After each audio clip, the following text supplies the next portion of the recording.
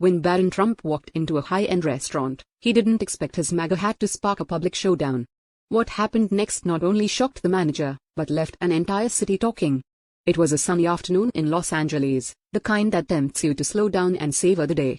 Barron Trump, now in his late teens, had just wrapped up a quiet morning of reading and decided to treat himself to lunch. He chose La Terraza, a renowned restaurant known for its blend of sophistication and exclusivity, the kind of place where every table seems to hold a story: celebrities, CEOs, influencers. He'd been there before, always enjoying the serene atmosphere and impeccable service. As he walked through the glass doors, Barron stood out, not just because of his stature, but because of the bright red MAGA hat perched on his head. He wore it with ease, the way one wears something they're comfortable with, not intending to provoke, but simply expressing a part of themselves. He was greeted by the hostess, a woman in her mid-30s with a polished demeanor, who seated him near a corner table.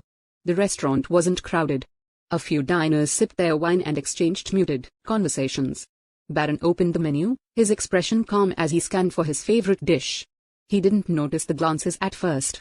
A man at the next table nudging his partner, a couple of wait staff whispering near the bar. But then the manager emerged.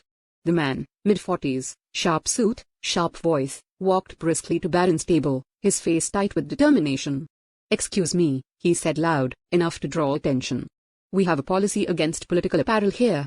I'm going to have to ask you to remove the hat." Barron looked up, surprised, but not rattled. He removed his earbuds and placed them on the table. "I wasn't aware of any policy like that," he replied calmly. His voice was steady, respectful, but firm. "It's written in our code of conduct," the manager insisted, gesturing vaguely towards the entrance. "We want this to be a neutral space for all guests." Barron tilted his head slightly, weighing his options. He glanced around. Some diners were pretending not to listen while others openly stared. "I'm not trying to cause any trouble," he said, keeping his tone neutral. "I'm just here for lunch." The manager's stance stiffened. "You need to take the hat off or I'll have to ask you to leave." Barron paused, his expression unreadable. Then with a slight nod, he pushed his chair back and stood. "If that's how you feel," he said evenly, "then I'll leave." The room fell into an awkward hush as Barron picked up his belongings. He left behind his untouched glass of water, walking out of the restaurant without another word. The door closed softly behind him, but the tension inside lingered thick as smoke. Outside the restaurant, Barron paused for a moment, letting the warm California breeze brush against his face. He adjusted his hat slightly as if reaffirming his choice to wear it and took a deep breath. He wasn't angry, frustrated maybe, but more than anything, he felt disappointed. He had always been taught to treat people with kindness even when disagreements arose, and this felt like a betrayal of that principle. Inside, the restaurant was abuzz with quiet murmurs. A waiter leaned in to whisper to the manager, "Do you think that was a good idea?" "That's him." The manager waved him off. "We can't make exceptions. If we let him stay, it sends the wrong message. This is my restaurant, and I'll run it as I see fit." Meanwhile, Barron walked a few blocks down to a small, public park. He found an empty bench and sat down, pulling out his phone. He began typing first to his mother, letting her know what had happened, and then to a few close friends. He wasn't looking for sympathy, just clarity. Was he overreacting? Was the manager justified? Within minutes, replies started pouring in. One friend texted, "That's insane. They shouldn't have treated you like that." Another added, "You handled it better than I would have." As he scrolled through his messages, an idea began to form in his mind. He wasn't interested in revenge or a public showdown. Instead, he saw an opportunity, something constructive, something meaningful. If the restaurant wanted to avoid political statements, then why not highlight the importance of unity and understanding instead? Barron stood up, determination sparking in his eyes. He started making calls, his voice calm but filled with purpose. "Hey, I need your help with something," he said into the receiver, the first of many conversations that would set his plan in motion. Back at the restaurant, the atmosphere was uneasy. Word of what had happened began spreading through social media as other diners shared their accounts online. They kicked out Barron Trump for a hat, one post read, accompanied by a blurry photo of the incident. Another chimed in, "Freedom of expression? Guess not at La Terraza." The manager, scrolling through his phone at the bar, began to feel a knot form in his stomach. The comment section was already filling up, and not all of it was supportive. "Let them talk," he muttered to himself, trying to shake off the growing sense of regret. But deep down, he knew the situation was spiraling out of control. By the time Barron returned home, The incident had already started making waves online. A few local influencers had picked up the story, their captions ranging from supportive to polarizing.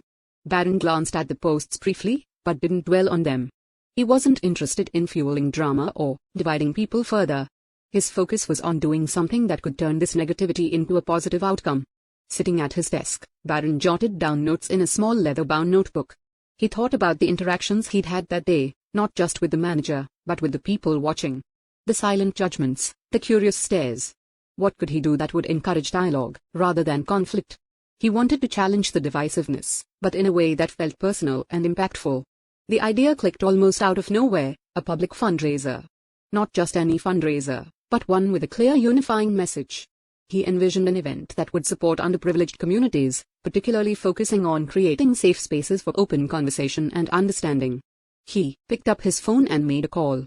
"Hi. This is Barron Trump. I need some advice on organizing a charity event." "Yes. It's urgent. Could we meet tomorrow?" The person on the other end seemed surprised, but quickly agreed.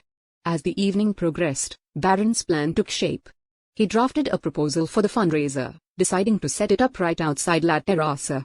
He wanted the location to emphasize the message that even in places of conflict, unity could find its way.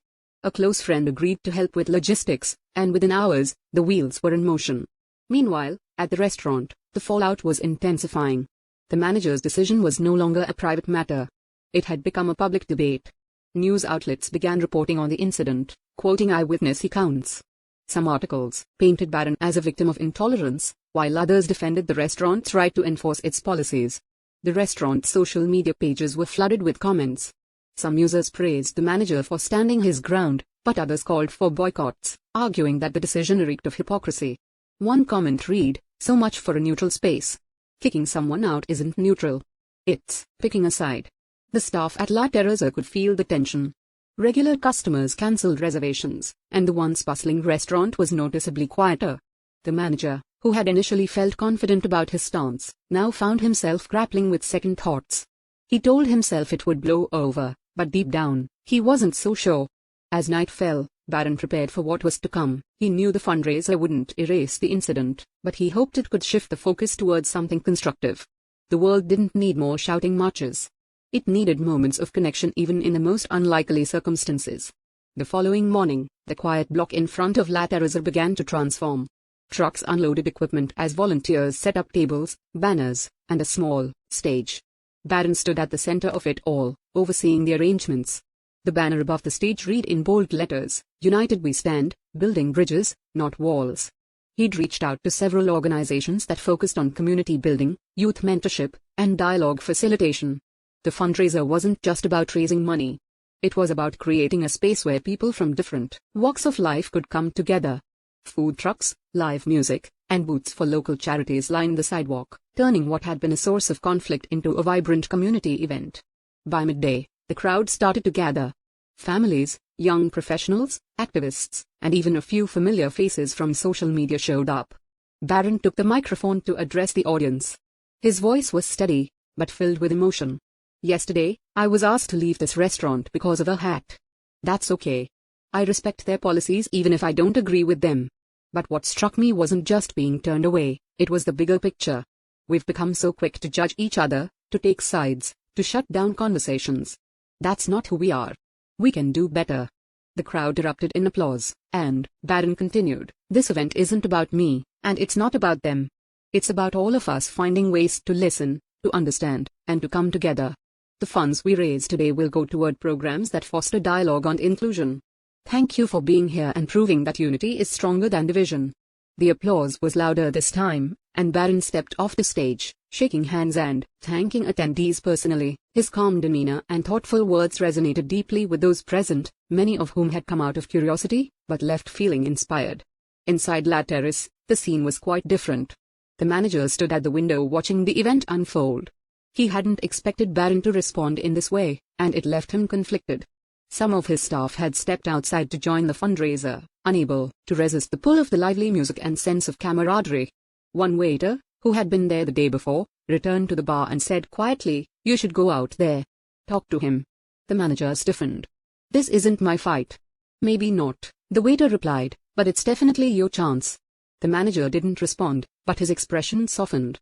He poured himself a glass of water and watched as the crowd outside continued to grow. Something about the scene tugged at him, a feeling he hadn't allowed himself to acknowledge until now. As the day wore on, the fundraiser outside La Terraza became the talk of the town. Social media was ablaze with live streams, photos, and hashtags like #building bridges and #united we stand, all praising Barron's poise and the positive message he was spreading. The event attracted more than just locals. News crews arrived, capturing the vibrant energy of the crowd and Barron's powerful speeches. Inside the restaurant, it was another story. The once busy dining room was eerily quiet.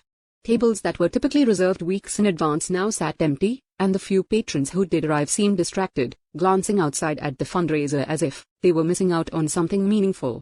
The manager tried to focus on his work, but the growing tension among his staff was impossible to ignore. A server approached him cautiously. "Some customers have been asking about the event. They're saying it looks incredible, and maybe we should go out there." The manager's jaw tightened, but he didn't respond. Instead, he retreated to his office, closing the door behind him. He sat at his desk staring at his computer screen where dozens of emails flooded in, complaints from customers, cancellation notices, and even a few scathing critiques from local media outlets. One email stood out. It was from a regular customer who had always been cordial and supportive. The message read, "I've always loved La Terraza, but yesterday's incident was deeply disappointing. Kicking someone out for their personal beliefs isn't the neutrality you claim to stand for. It's divisive. I hope you'll find a way to make this right." The words hit harder than he expected. He leaned back in his chair, running a hand through his hair.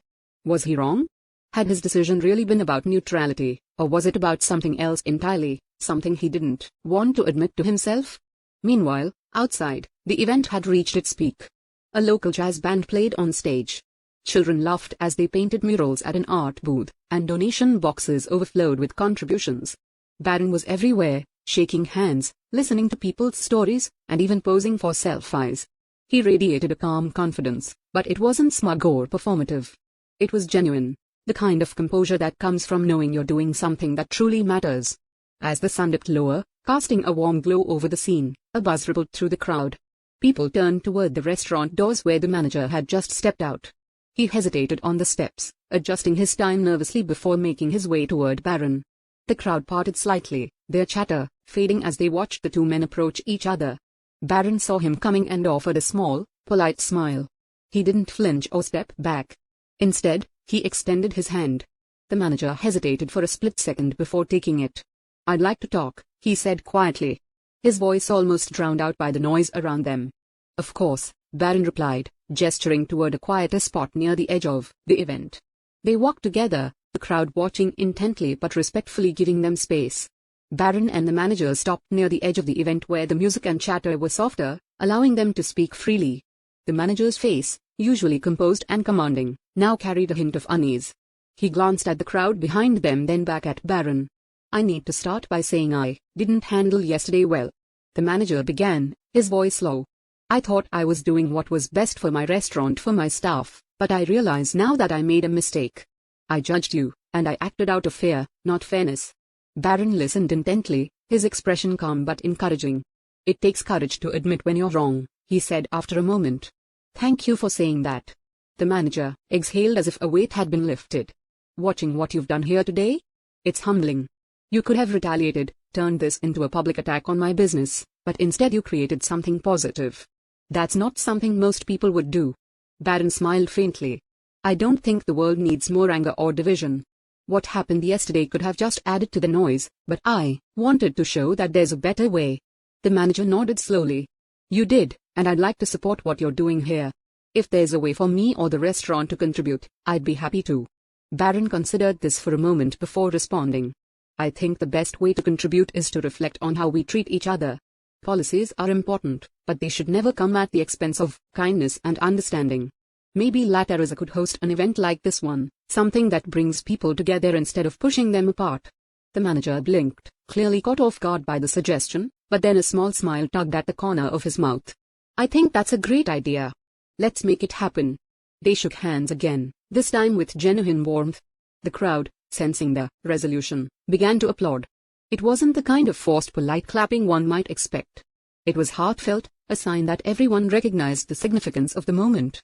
As the event wound down, Barron took the stage one last time to thank everyone who had come out to support the cause. He ended his speech with a simple but powerful message. We all make mistakes. What matters is how we choose to grow from them. Today wasn't just about raising money. It was about showing that even when we disagree, we can still find common ground. Thank you for proving that unity isn't just possible. It's necessary. The crowd erupted in cheers, their voices filling the air with hope and energy. As the sun set over Los Angeles, Barron stood with his friends and family, watching as the last of the attendees trickled out, carrying with them not just memories of the event, but the message it represented. The story leaves us with a reminder that conflicts, big or small, don't have to end in bitterness or division. By choosing grace, understanding, and proactive solutions, we can turn even the most challenging moments into opportunities for connection and growth.